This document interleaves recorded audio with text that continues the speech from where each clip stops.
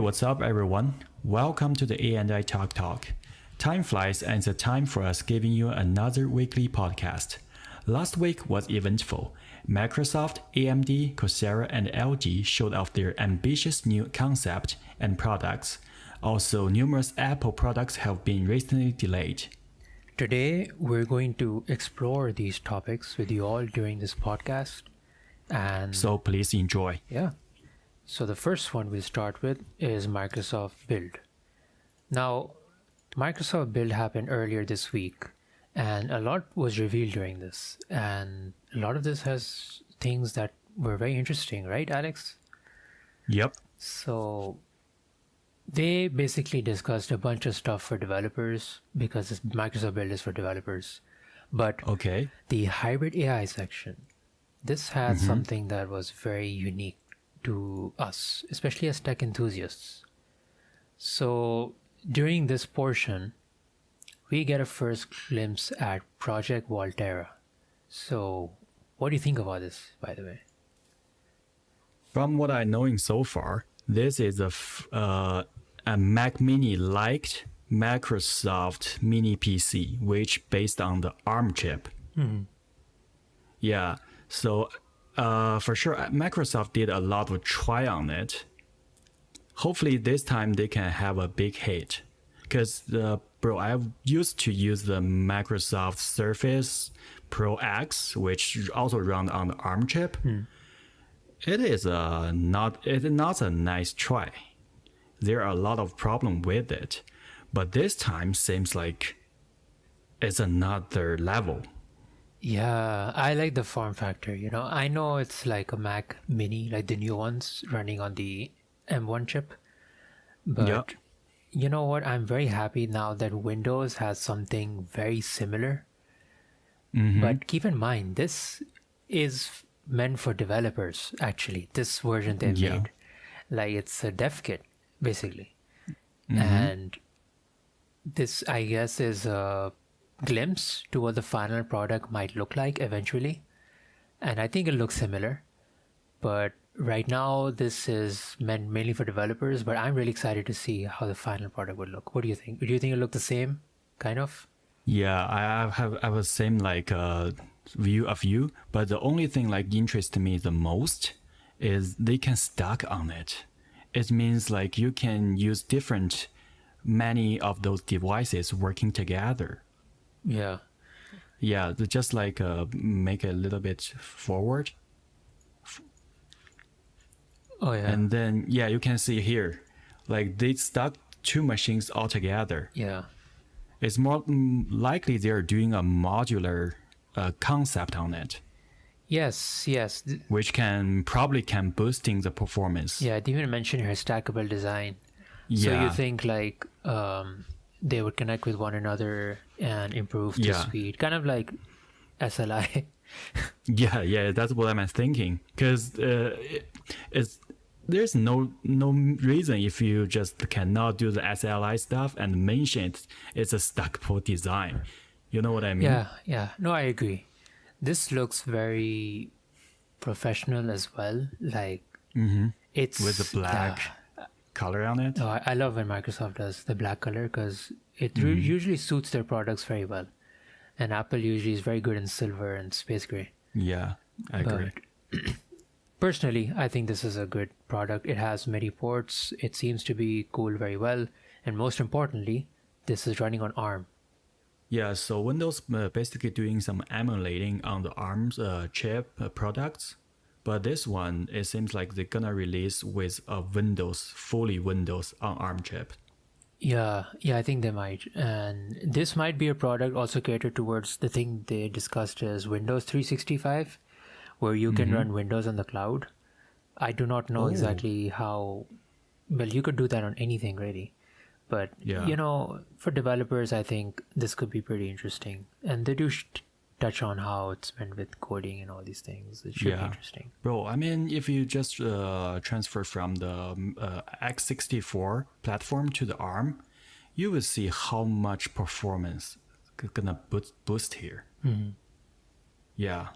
Remember, Apple did their transition from Intel to their own Apple Silicon, Yep. which is from the x64 to the ARM. Yep. So performance was flying. So I'm expected to see the same thing on Windows as well. Yeah, I think, well, it's about time Microsoft does it, right? They're kind of last in this ARM race because Google's there, Apple is there. Yeah. It's only Microsoft really who's behind on this. Yeah. Even Samsung is there now, but let's see. Let's see. After this, we did get more information regarding the metaverse. The metaverse. Yeah. So Microsoft has been pushing this for a while, that they want to integrate metaverse into their workflow, and they discuss Xbox especially with this and other things. But firstly, what they want to do is implement metaverse into our daily like corporate life kind of thing. So in this case, like you see him, like he's presenting virtually in a virtual space, but it's his real self, and you can like interact with it in a way that you saw how she like went behind the screen and he was in front of the screen. So like it's a 3D space. Yeah. And it recognizes this, and you can change the backgrounds. So what do you think of this? This is amazing, bro. I mean, this is a lot better than we mentioned the Facebook metaverse stuff before, right? But to realize that stuff, you have to wear a headset. Yes. But compared to the Microsoft one right now, you're totally hand-free. You don't have to wear anything. They just use those camera and AI calculating stuff to make you a proper space. Yes, they have in a way basically shown that they were just using cameras. But if you want to be in physical space, like I think they're showing right now, you would perhaps wear the HoloLens, because they do mention HoloLens in this thing a little bit. Oh, they But do? the demo of the presentation, clearly you can see the participants are not wearing glasses, right? Like HoloLens. They're just in front of the screen, like without any headwear. So yeah, it should be This is interesting. some innovation we have to mention about. That's 100%. Yeah, I'm very excited to see where this goes. I think this will be interesting, especially in our maybe schools and work. Oh, yeah, office, when you're presenting something to others, Yeah. this gonna looks awesome. In fact, they do show, if you go far ahead, they show a real life implementation in Japan for a robot company. And these robots are ones that we see in manufacturing plants.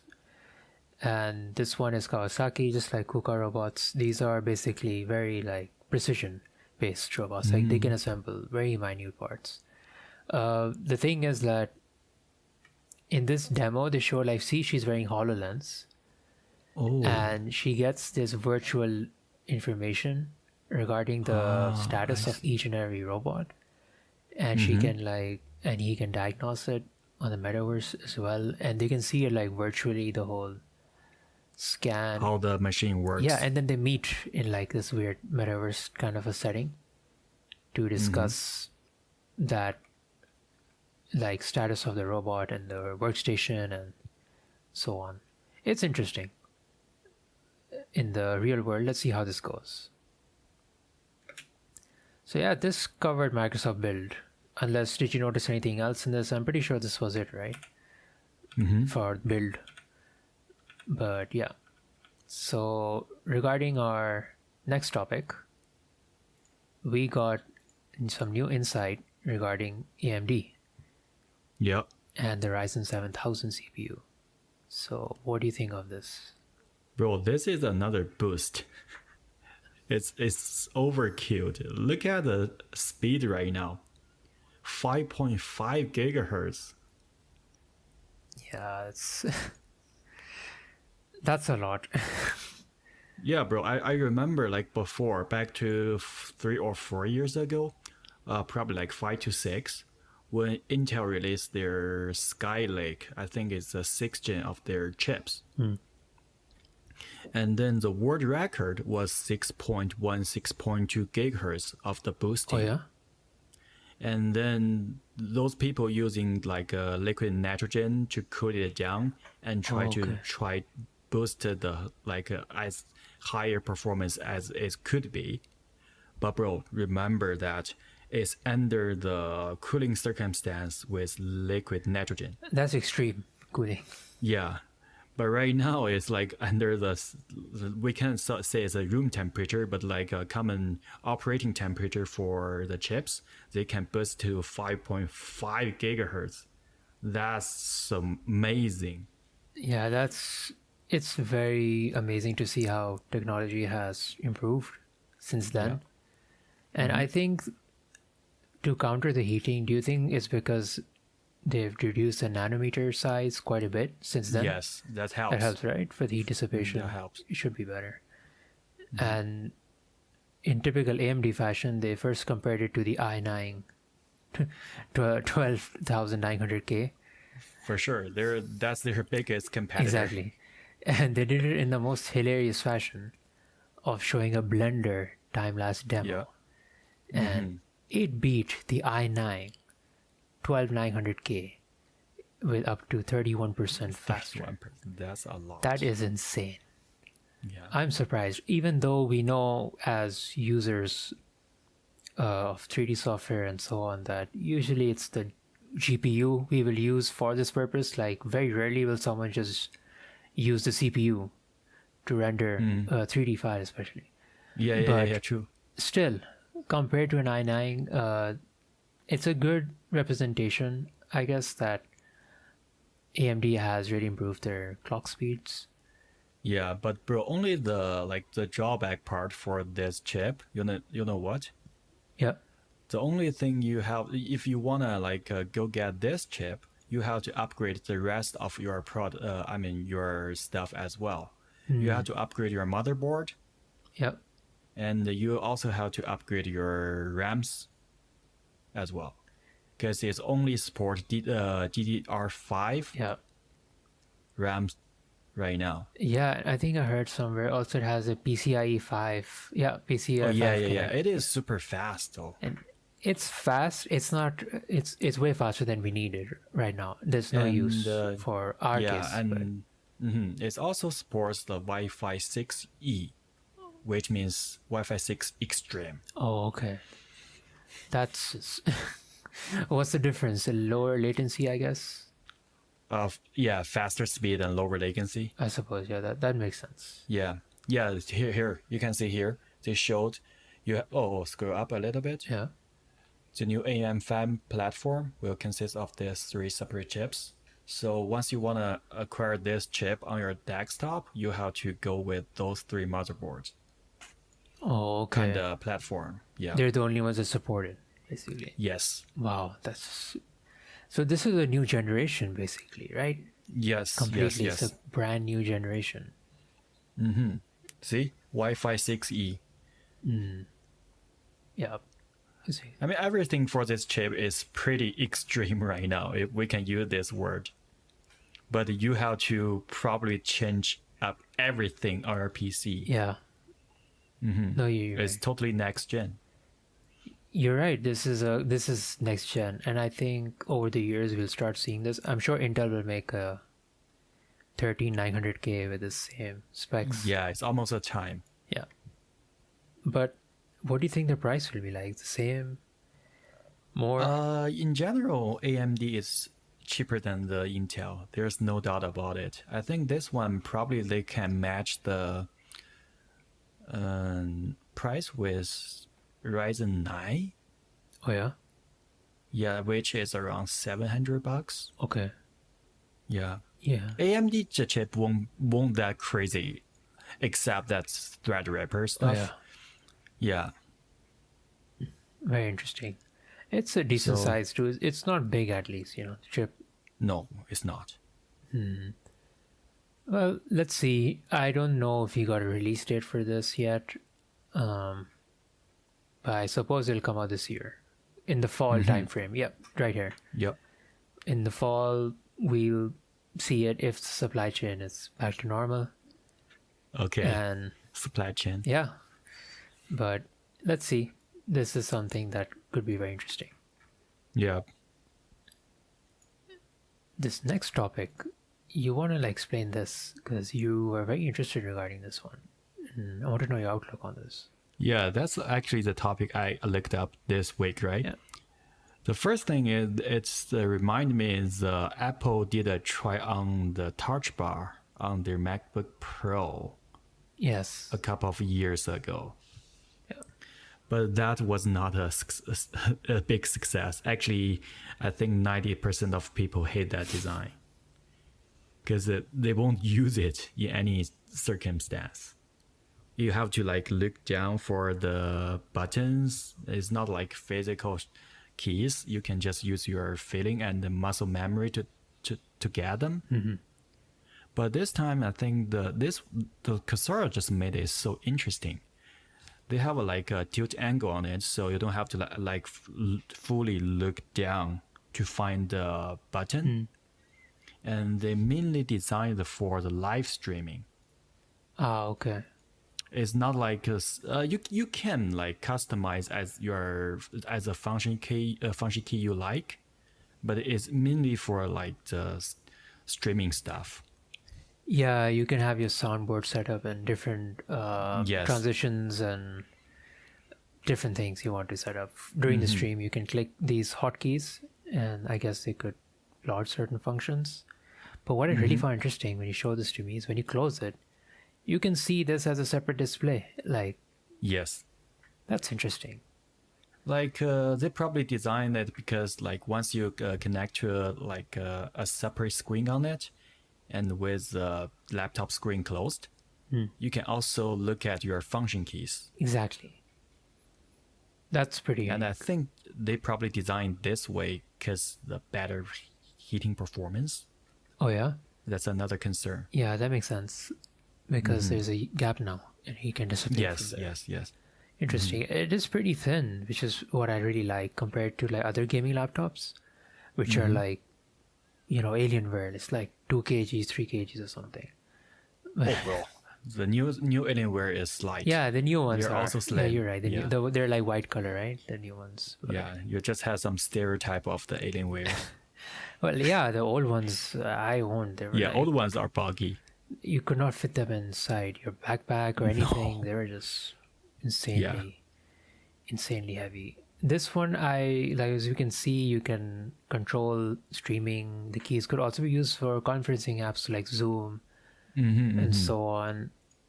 It's a 1600p 240 hertz display. Wow. Oh, wow. That's quite good. Nice display. It's actually a really good display, yeah. And I think it's just with Ryzen 7 6800 HS, which is pretty good. Or Ryzen 9. Or Ryzen 9, yes. And you get 6800M GPU with it, which I think So it is fine. powerful. It's a powerful machine. Yeah, Wow. you also have Wi-Fi 6E over here, so that's good. Oh, okay. So everybody is using Wi-Fi 6E right now. It's probably like a newer generation of the Wi-Fi 6. Yeah, it is. It is. I think so. And yeah, this is heavy, 2.4 kg. Oh, yeah, it is heavy. Like, it looks light, but bro, it's a 16-inch display. That's the thing. Imagine how big is this machine. this is 16 inches, and that's pretty Yeah. huge. Yeah, you're right. I agree. It's just the bezels are a little, like they do mention this. It's a little obvious, but you know what? If you have such a tilted touch bar at the bottom, I think it makes up for the bezels. Yeah. It's just like a working station. You won't carry it somewhere else commonly. You just like let it stay somewhere. You know what I Yep, mean? I agree. It's a pretty interesting piece of hardware they made. When is this coming out again? I'm not sure. Probably like the fall time, I guess. I suppose. Yeah, we haven't really seen anything regarding this yet, but it is But pretty this interesting. machine is pretty expensive. Oh yeah, almost $3K. Yeah. It's 3K for Ryzen 9. Yeah. But bro, everything is pretty expensive right now. So compared to its like competitors, it's not that expensive.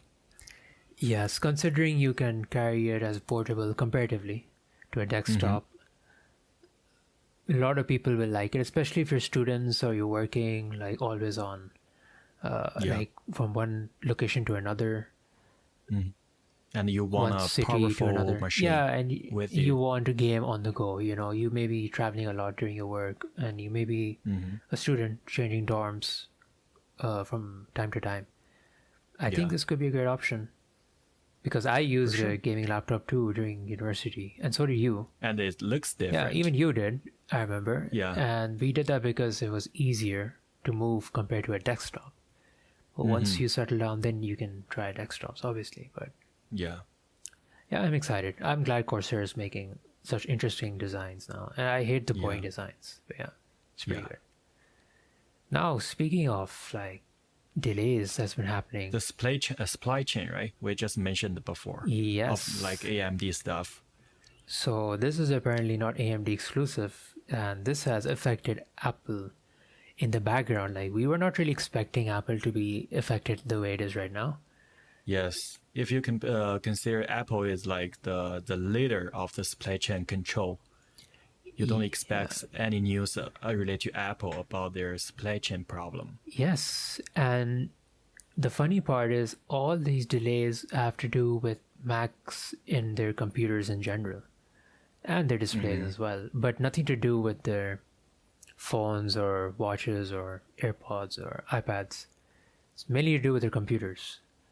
Yeah. And as we can see here on 9 to 5 Mac, the article explains this, that many of like the products like MacBook Pro, they basically have an insane delivery date now that is delayed by. Yeah, and we checked it in person. It is true. So yeah, let's actually show that now. So for example, this is the apple.com website. MacBook Pro 14 inches, you want to buy it. You scroll down and you see it ships 7 to 9 weeks. 7 to 9 weeks. That is nuts. Yeah. That is longer than 2 months for 9 weeks. Yeah, that's crazy. You'll get it in August if you order right now. That's exactly. Now this should put it in perspective, like how bad it is. And it's not just the MacBook Pro. Like look at the Mac Studio, the new one, obviously. Yeah. That's a new product, and it's a pretty good product. We're big fans of this. Scroll down. The one 7 to 9 weeks. The one with the M1 Ultra. Yeah. Is 7 to 9 weeks. And the one with the M1 Max. This is reasonable. This is like the shipping time Apple's supposed to have. For the computers, right? Yeah, the computers usually have 1 to 2 weeks, yeah. Yes. But 7 to 9 weeks just because of... Is this M1 Ultra. Bro, you know this is a extreme chip which is hard to make. So that makes some sense here. That's true. I agree in that sense. It's way more powerful than M1 Max, and I guess more people buy M1 Max, so they mass produce M1 Max a lot more, so they have a lot more in supply. Fewer people will buy M1 Ultra because it's literally M1 Max is already sufficient enough for most more of the people. Than the M1 Max. So fewer people will buy, so they made fewer. Yeah. And they also had this for the other ones, like the Studio Display. If you go to Apple Studio Display, you have 8 to 10 weeks. And Studio Display, in case you don't know what we're talking about, it's the one which basically they announced recently. Yeah. The one with the speakers, And it's a pretty good... It's just like a cheaper version for the... XDR. XDR. Yeah. But Pro Display XDR. Yeah, Pro Display XDR. But 8 to 10 weeks. I think, bro, I mean, in the beginning of this year, even the last year, they keep talking about the shortage of the chips. Yeah. Right? Yeah. During that time, I think Apple also delayed some of their products. Well, like, remember last year I told you I want to buy a new MacBook Pro. And I had to wait it for 6 weeks, which I thought is too long. And then I canceled my order. Yeah. But right now, it seems like their problem is not with the chip, because we can see for the Mac Studio, they can ship their like standard version of the M1 Max chip in 1 to 2 weeks. So it's reasonable. The only thing is like everything with like bigger mini LED display, Yeah. they're gonna ship it like in at least 7 to 8 weeks from since now. So I think right now the problem is, you can see it's like it mentions here, the mini LED panel Yes. could be one of the problems for the MacBook Pro shipping delays.